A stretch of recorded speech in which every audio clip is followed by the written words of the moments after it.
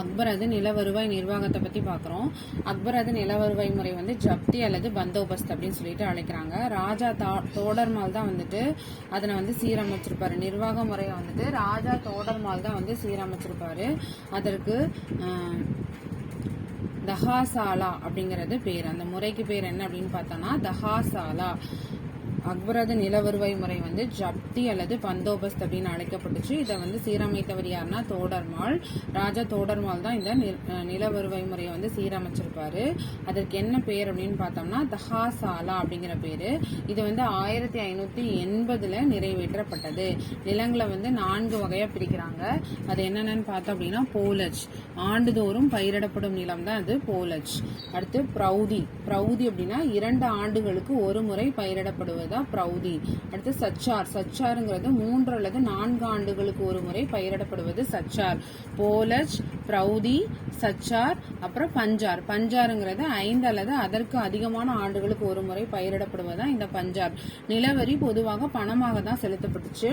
மன்சப்தாரி முறை. மன்சப்தாரி முறை அப்படின்னு என்னன்னா அக்பரது ஆட்சி காலத்துல இந்த மன்சப்தாரி முறை வந்து ரொம்ப முக்கியமான இடம் பெற்றிருந்தது. இந்த முறையில பார்த்தோம்னா ஒவ்வொரு அதிகாரிகளுக்கும் அவங்க தகுதிக்கான நிலை வந்து வழங்கப்பட்டது. தகுதிக்கான நிலை அப்படின்னா என்ன அப்படின்னா குறைந்தபட்சம் 10 இல்லைன்னா அதிகபட்சமா 5000 வரைக்கும். இது உயர்குடியினருக்கு மட்டுமே வழங்கப்பட்டது. மன்சப்தார் தகுதி நிலையில வந்து சத்து, சாவர் அப்படின்னு சொல்லிட்டு 2 வகைப்படும். மன்சப்தார் தகுதி நிலைகள் வந்து சத்து, சாவர். சத்து என்பது ஒருவரது தனிப்பட்ட அந்தஸ்தை குறிக்கிறதா இந்த சத்து. சாவர் அப்படிங்கிறது ஒருவர் வந்து வச்சிருக்க வேண்டிய குதிரை வீரர்களின் எண்ணிக்கை அடிப்படையில் ஆனது. அவர் வச்சிருக்க குதிரை வீரர்களோட எண்ணிக்கையோட அடிப்படையிலானதான் இந்த சாவர். ஒவ்வொரு சாவரும் குறைந்தபட்சம் 2 குதிரை வீரர்களையாவது வச்சிருக்கணும் அப்படிங்கறதான் இங்க இது. மன்சப்தார் தகுதி நிலைக்கு வாரிசுரிமை வந்து கிடையாது. நியமனங்கள், பதவி உயர்வு, பதவி நீக்கங்கள் அனைத்தும் நேரடியா அரசரால தான் மேற்கொள்ளப்படும். அவங்க வந்து நெக்ஸ்ட் அவருக்கு அடுத்தது அவர் பையன் வந்து மன்சப்தாரா வரலாம் அப்படின்னு கேட்டா அப்படி கிடையாது. அடுத்து நவரத்தினங்கள். நவரத்தினங்கள் பார்த்தோம் அப்படின்னா அக்பரின் அவையில நவரத்தினங்கள் என்று அழைக்கப்பட்ட 9 தலைச்சிறந்த அறிஞர்கள் வந்து இடம்பெற்றிருந்தனர். அந்த அறிஞர்களை பத்தி நம்ம நெக்ஸ்ட் வீடியோல பார்க்கலாம்.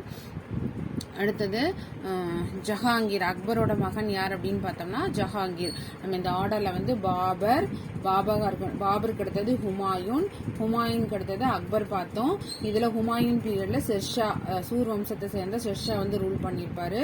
அதுக்கப்புறம் ஹெமோக்கும் அக்பருக்கும் இடையில வந்து 2ஆம் பானிபட் போர் நடந்திருக்கும். அதுக்கு அடுத்தது அக்பருக்கு அடுத்தது அவரோட மகனான ஜஹாங்கீர் வந்திருப்பாரு. ஸோ நம்ம ஜஹாங்கீரை பத்தியும் நவரத்னங்கள் பத்தியும் நெக்ஸ்ட் வீடியோல பார்க்கலாம். தேங்க்யூ.